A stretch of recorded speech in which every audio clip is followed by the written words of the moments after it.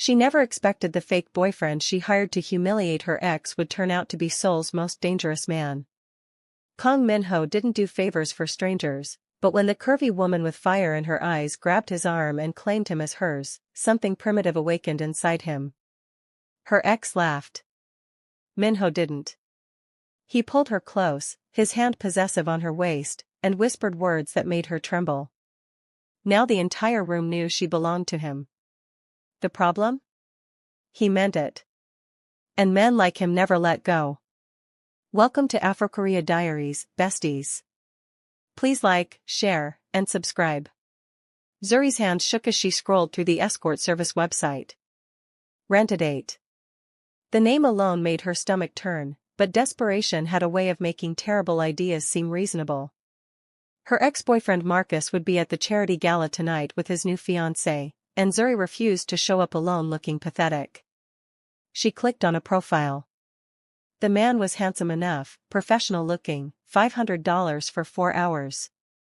Her savings account would cry, but her dignity demanded this sacrifice. The doorbell rang at exactly 7. Zuri opened it expecting a rehearsed smile and dead eyes.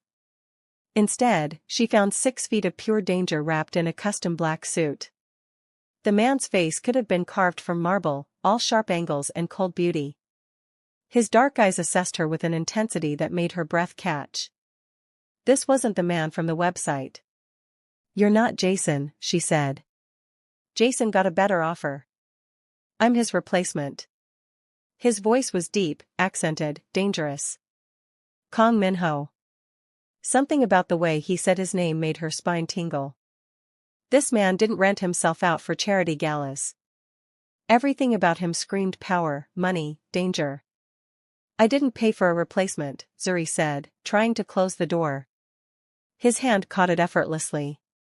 "The service upgraded you. Free of charge." His eyes traveled down her emerald dress, lingering on her curves in a way that made heat pool in her stomach. "You'll understand why when we arrive." "I don't think. Your ex will be there with his new woman. You want to make him regret losing you or not?" How did he know about Marcus? Zuri's heart hammered, but she was out of time and options. She grabbed her clutch and stepped outside. Min-ho's hand landed on her lower back, possessive and warm through the thin fabric. "Stay close to me tonight. Don't wander off." "This is just pretend," she reminded him. His smile was slow and predatory. Of course. The gala was being held at Seoul's most exclusive hotel. Zuri had only gotten an invitation because Marcus had put her name down months ago, back when they were together, back when he'd promised her forever before sleeping with her supposed best friend. Crystal chandeliers cast golden light over Seoul's elite. Businessmen in expensive suits, women dripping in diamonds, the air thick with wealth and secrets. Zuri felt out of place immediately, but Min-ho's hand on her back steadied her. "Breathe," he murmured against her ear. "You're the most beautiful woman here." Before she could respond, Marcus appeared. He looked exactly the same, handsome in a generic way, his smile practiced and empty. The woman on his arm was thin, blonde, everything Zuri wasn't. "Zuri." Marcus's surprise was obvious. "I didn't think you'd actually come." "Why wouldn't I?" She forced brightness into her voice. "I've moved on." Marcus's eyes slid to Min-ho, and something changed in his expression. Recognition. Fear. "This is Min-ho," Zuri said, leaning into the stranger beside her. "My boyfriend." Min-ho's arm wrapped around her waist, pulling her flush against his side. "Pleasure to meet the man stupid enough to let her go." The words were polite, but the tone carried a threat. Marcus actually stepped back. "I didn't realize you were seeing anyone," Marcus stammered. "There's a lot you don't know about her," Min-ho said. His thumb traced circles on Zuri's hip, the touch burning through her dress. "Isn't that right, Jagiya?" The Korean endearment rolled off his tongue like honey in danger. Zuri's knees went weak. "We should get drinks," Marcus's fiancée said quickly, pulling him away. The moment they were gone, Zuri exhaled. "Thank you. That was..." "Don't thank me yet." Min-ho's hand slid lower on her back. The night isn't over. They moved through the gala together. Min-ho's presence parted crowds like Moses and the Red Sea. People stepped aside, bowed slightly, whispered behind hands. This wasn't a rented date. This was someone powerful, someone dangerous, someone who definitely didn't belong on an escort website. Who are you really? Zuri asked when they reached the balcony. Does it matter? Min-ho turned to face her, backing her against the railing. You needed someone to make your ex jealous. I'm here. But why? What do you get out of this? His hand came up to cup her face, thumb brushing her bottom lip. Maybe I wanted to see what kind of woman hires a fake boyfriend to prove a point. And you're more interesting than I expected. His eyes dropped to her mouth. Much more. Zuri's breath caught. This was supposed to be pretend, but the way he looked at her felt devastatingly real. We should go back inside. Not yet. His other hand found her waist. Marcus is watching. Let's give him something to see. Before she could process the words, Min-ho's mouth was on hers. The kiss wasn't gentle or tentative. It was claiming, possessive, the kind of kiss that made the world tilt sideways. His tongue traced her bottom lip and she gasped, giving him access to deepen the kiss. Heat exploded through her body. Zuri's hands fisted in his jacket, pulling him closer instead of pushing him away. He tasted like whiskey and danger and something darker she couldn't name. When he finally pulled back, they were both breathing hard. That was just for show, she whispered. Of course. But his eyes said otherwise. The rest of the night passed in a blur. Min-ho kept her close, his hand never leaving her body. When men approached, his expression turned glacial. When Marcus tried to corner her near the bathroom, Min-ho appeared from nowhere, his presence alone enough to send her ex scurrying away. By the time they left, Zuri's head was spinning. The car waiting outside wasn't a taxi. It was a black Mercedes with tinted windows and a driver who called Min-ho boss. This isn't necessary, Zuri said. I can take the subway. Get in the car, Zuri. Something in his tone made her obey. The interior smelled like leather and expensive cologne. Min-ho slid in beside her, too close in the confined space. Where do you live? He asked. She gave her address and immediately regretted it. This man knew too much already. Who she was, where she lived, how she tasted. The drive was silent but charged. Zuri could feel Min-ho's eyes on her, heavy and assessing. When they finally reached her apartment building, he walked her to the door despite her protests. Thank you for tonight, she said, fumbling with her keys. I'll leave you a good review. I don't need reviews. He stepped closer, crowding her against the door. I need you to understand something. What? Tonight wasn't pretend for me. His hand came up to tangle in her hair. The moment you grabbed my arm and claimed me as yours, something changed. I felt it. You felt it too. You're crazy, she whispered, but her body betrayed her, leaning into his touch. Maybe. His mouth brushed her ear. But you're mine now, Zuri. And I don't share. Before she could respond, he was gone, disappearing into the night like smoke. Zuri stumbled into her apartment, her mind reeling. This was insane. The man was clearly dangerous, probably involved in something illegal, and she'd just given him her address and let him kiss her like he owned her. Her phone buzzed. Unknown number. Sleep well, Jagiya. I'll see you soon. Her hand shook as she typed back. This was just one night. We had a deal. The response came immediately. Deals change. You're under my protection now whether you accept it or not. Your ex made a mistake tonight. What mistake? He looked at what's mine. Nobody does that twice. Zuri's heart hammered. She should block the number. Should forget this ever happened. Instead, she saved his contact and fell asleep with her phone clutched to her chest. The next morning, Zuri woke to pounding on her door. She stumbled out of bed, still in her pajamas, and opened it to find a delivery man holding an enormous bouquet of black roses. "Delivery for Zuri," he said cheerfully. She took them with shaking hands. The card read, "Black for mystery. Like you. M." Before she could process this, her phone rang. Unknown number again, but she knew who it was. "You can't send me flowers," she said instead of hello. "Why not?" Min-ho's voice was warm, intimate, like he was lying beside her instead of on the other end of a phone. "Because last night was fake. Because you're a stranger. Because you're scared of how real it felt." Zuri's breath caught. "I'm not scared. Liar." She could hear the smile in his voice. "Have dinner with me tonight." "No. Tomorrow then." "Min-ho. I'm a patient man, Zuri. But I always get what I want. And I want you." He hung up before she could argue. Zuri stared at the black roses, her heart racing. This was dangerous. This was crazy. This was the most alive she'd felt in years. Later that day, she met her friend Nima for coffee. The moment she sat down, Nima's eyes widened. "Girl, what happened to you?" "What do you mean?" "You're glowing. And scared. Tell me everything." Zuri explained about the fake boyfriend, the gala, Min-ho. With every detail, Nima's expression grew more concerned.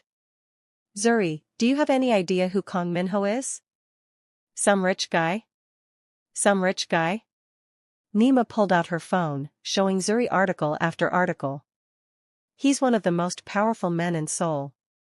They call him the Ghost King. His family controls half the city's underground operations.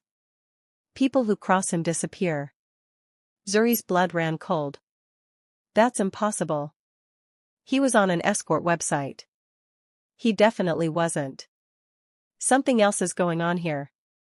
Nima grabbed her hand. "You need to stay away from him. Men like that are dangerous." But it was already too late. When Zuri returned to her apartment that evening, Min-ho was waiting in the hallway, leaning against her door like he owned the building. "Maybe he did." "You've been researching me," he said. "Not a question." "How did you?" "I have ways of knowing things." He pushed off the wall, stalking toward her. "Did you find what you were looking for?" "You're a criminal." "I'm a businessman." "You run the Korean MAFIA." "I prefer the term syndicate." His hand came up to cup her face, his touch gentle despite the danger radiating off him. "Does it scare you?" "Yes." "You can't threaten me," Marcus blustered, but fear was clear in his eyes. "That wasn't a threat. It was a promise." Min-ho turned to Zuri, his expression softening. "Come here, Jagiya." She should have been angry that he'd followed her, that he'd interfered, that he was being so publicly possessive. But all she felt was relief and something deeper, something that felt dangerously close to love. She walked to him, and his arm wrapped around her waist, pulling her close. "This woman is mine," Min-ho announced to the entire bar. "Anyone who disrespects her disrespects me. And trust me when I say you don't want to be my enemy." He led her out of the bar, his hand never leaving her body. The car was waiting, and once they were inside, he pulled her onto his lap, his face buried in her neck. "You ran from me," he said roughly. "Do you have any idea what that did to me?" "I was scared." "I know."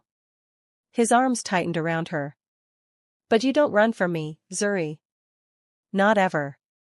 We face things together. Your world is dangerous." "Yes. But you're safer with me than without me. Let me prove it."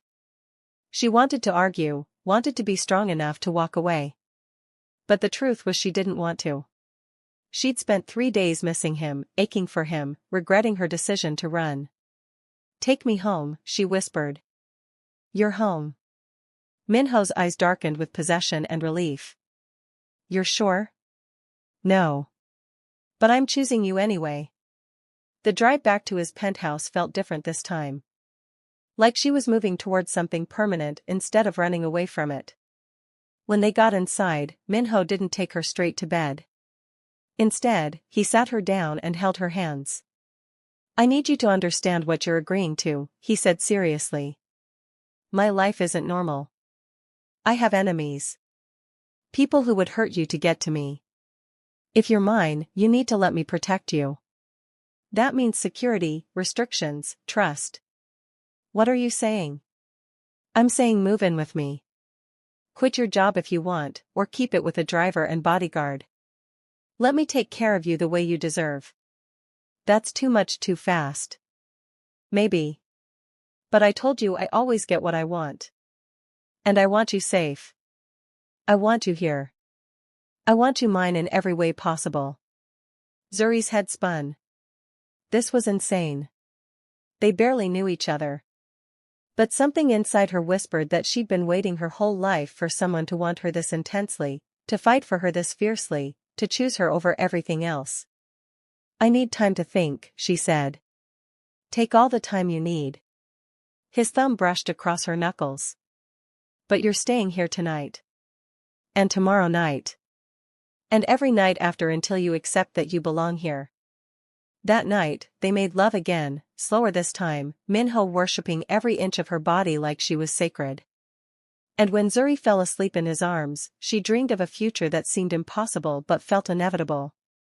The next morning, everything changed. Zuri woke to shouting, gunfire, chaos.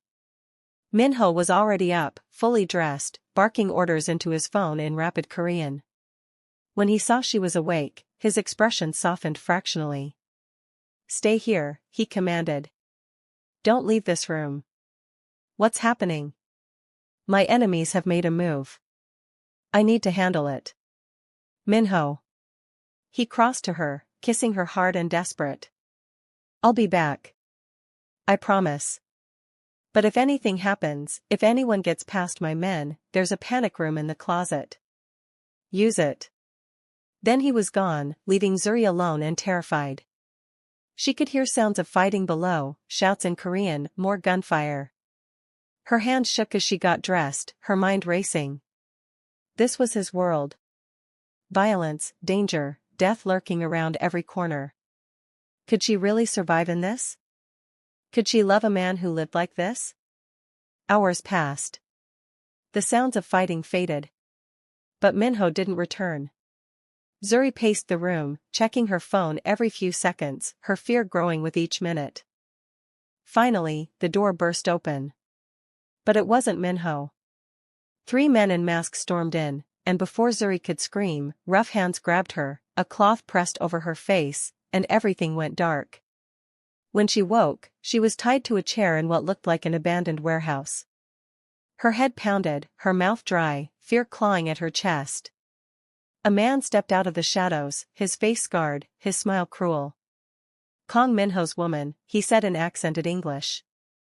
"Welcome. We've been waiting for you." Zuri's blood ran cold. "What do you want?" "Leverage. Min-ho has something we need. And now we have something he needs." The man's smile widened. "You." Meanwhile, across the city, Min-ho stood in the wreckage of the fight, his men around him, his enemies dead or fleeing. They'd attacked his secondary operations, drawn him away from the penthouse, and he'd fallen for it like a fool. His phone buzzed. "Unknown number. We have your woman. You have 24 hours to give us what we want or she dies." Rage unlike anything Min-ho had ever felt exploded through his chest. They'd taken Zuri. His Zuri. The woman he'd vowed to protect, the only person who made him feel human. "Find her," he snarled to his men. "I want every resource we have on this. Check traffic cameras, phone records, everything. I don't care what it costs. Find her now." "Boss, if we move too fast, they might kill her," one of his lieutenants warned. Min-ho's hand shot out, grabbing the man by the throat. "If we don't move fast enough, I'll kill everyone in this city until I find her. She's mine. And nobody takes what's mine." He released the man and pulled out his phone, making calls, activating resources most people didn't know existed. Within an hour, he had a location. Within 2, he was moving, his best men with him, enough firepower to level a building. "Remember," he said as they approached the warehouse. "I want her alive and untouched. Everyone else dies." The assault was brutal and efficient. Min-ho's men breached the warehouse from multiple points, overwhelming the kidnappers before they could react. Min-ho moved through the chaos like death itself, his gun an extension of his body, every shot finding its target. He found Zuri in the center of the building, still tied to the chair, her face bruised but her eyes fierce. The scarred man stood behind her, a knife to her throat. "One more step and she dies," he warned. Min-ho stopped, his gun trained on the man's head. "You're already dead. You just don't know it yet. I have the knife. And I have perfect aim." Min-ho's voice was cold, lethal. "But let's make this interesting. You let her go, and I'll give you a 10-second head start. You can try to run, try to hide. It won't work, but I'll let you try." The man's eyes darted around, realizing he was trapped. Min-ho's men surrounded them, guns raised, exits blocked. He was a dead man and knew it. "Fine," he spat, pushing Zuri away from him. "Take her." Min-ho holstered his gun and crossed to Zuri, cutting her bonds with a knife, pulling her into his arms. "Are you hurt?" "I'm fine," she whispered, but she was shaking. The scarred man tried to run. He made it 3 steps before Min-ho's bullet found his spine. He dropped like a stone. "I lied about the head start," Min-ho said coldly. Then he turned back to Zuri, his expression transforming into something gentle. "Let's go home."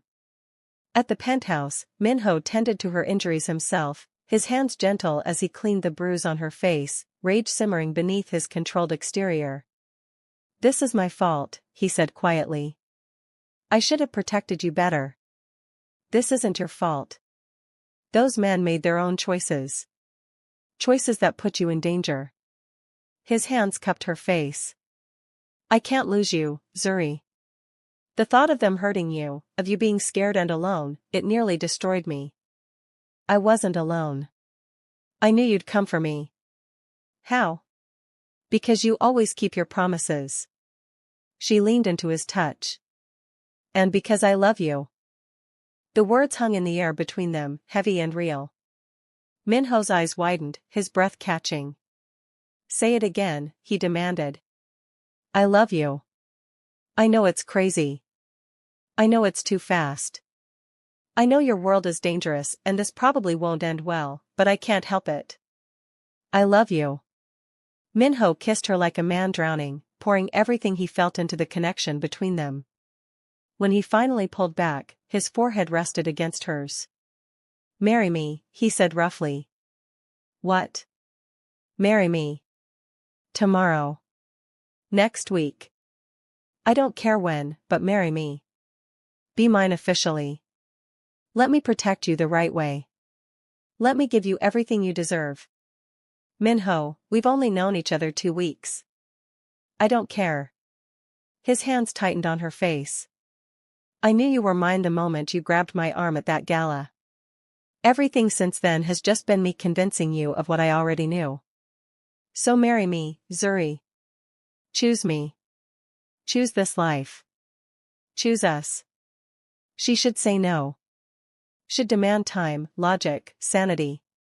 But Zuri had spent her whole life being careful, being logical, playing it safe. And where had it gotten her? Betrayed by her ex, alone in a foreign country, working a job that barely paid the bills. Min-ho was offering something different.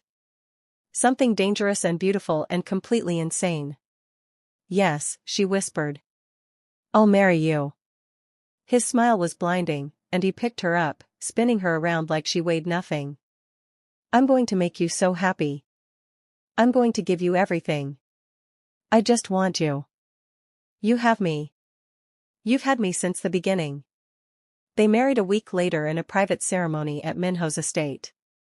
Only his most trusted men attended, standing as witnesses to something that felt sacred and eternal. Zuri wore white lace, Min-ho wore black, and when he slid the diamond ring onto her finger, his hand shook slightly. "You're mine now," he murmured as they kissed. "Forever." "Forever," she agreed. Their honeymoon was 3 weeks in Jeju Island, away from the city and the danger, just the two of them learning each other. Min-ho showed her the man beneath the dangerous exterior, the one who laughed at stupid jokes and made her breakfast and held her close at night like she might disappear.